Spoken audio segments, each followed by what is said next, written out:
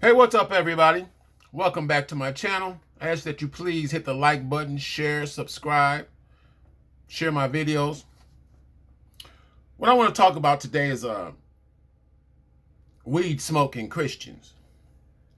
Young people, old people, rich people, poor people, doctors, lawyers, you name it. There are a lot of people that are smoking weed. Marijuana use among all adult ages, both sexes and pregnant women, is going up. At the same time, the perception of how harmful marijuana use can be is declining. Increasingly, young people today do not consider marijuana use a risky behavior. When you digest, inhale, drink anything that gets you high, it is considered a potion. The word sorcery is also rendered witchcraft, and witchcraft and sorcery is also rendered pharmakia. It's where we get the word pharmacy, which is where they make up potions for healing. No one is saying a person can't take something for a headache like an aspirin or a Tylenol or something. But when you take anything that alters your state of mind, it's sorcery. It's a potion. Many believe that God understands my weed smoking, but your body belongs to God. When you're getting high and destroying God's temple, in 1 Corinthians 3:17, he said, anyone that destroys my temple, I will destroy them. There are a lot of believers who have fallen back into the world.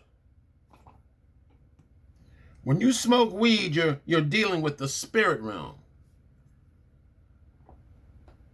You're dealing with the spirit realm. You're dabbling and dibbling and dabbling in something that's very, very dangerous. When you inhale weed, marijuana, that we know comes from the earth, you're putting poison in his temple. That's his temple.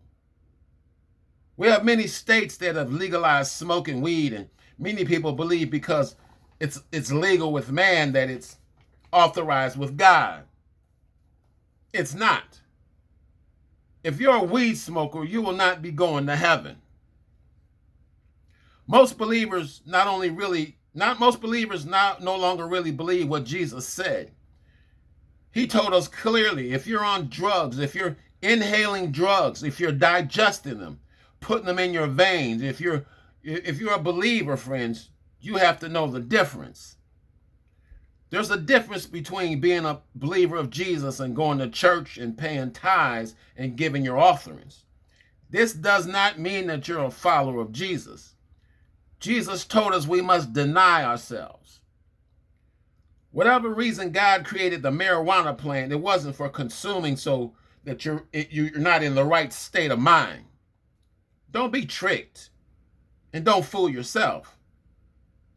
Many preachers do not talk about sorcery from the pulpit. They do not mention the word hell at all. So we have a generation of people that have been left to their own devices. Many of them have never even heard of the word sorcery. Sorcery is Greek. It's in the scriptures. It's a poisoner, someone that is using concoctions and potions to poison the body. If you're bound by weed smoking, the enemy has deceived many people to believe, I just got to do this. It takes away my pain. But God says, if you will only believe, if you will come to me, if you will trust in me with your pain, physical and spiritual, you'll be surprised what God will be willing to do. Be strong. Be vigilant. Make sure you're living clean. Make sure you're not playing no games, friend, because it's difficult to make grace abound. When he told you to stop smoking that weed, he told you to cover up them breasts, that booty, them thighs, and you still doing these things. You're tying it up. His grace. You're making it difficult for grace to abound. If you're still smoking weed, you still having sex with your booty call. Everybody knows what a booty call is. The man or woman you have reserved in your cell phone that calls you whenever they want it, and you give it to them knowing you're jeopardizing your spiritual walk with God and your eternal soul. Get on the Lord's side, folks. That's why you're depressed. That's why your mind is messed up. That's why you can't find peace. Because some of you, your problem has been you refuse to get about doing the right thing. Because you make excuses why you're just stuck in it, why you're stuck in this depression.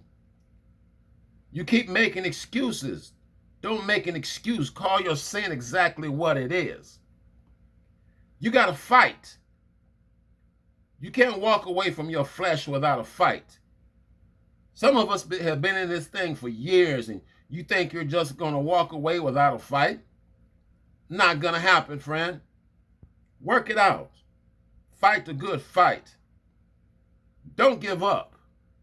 You got this thing. Stay focused, friends.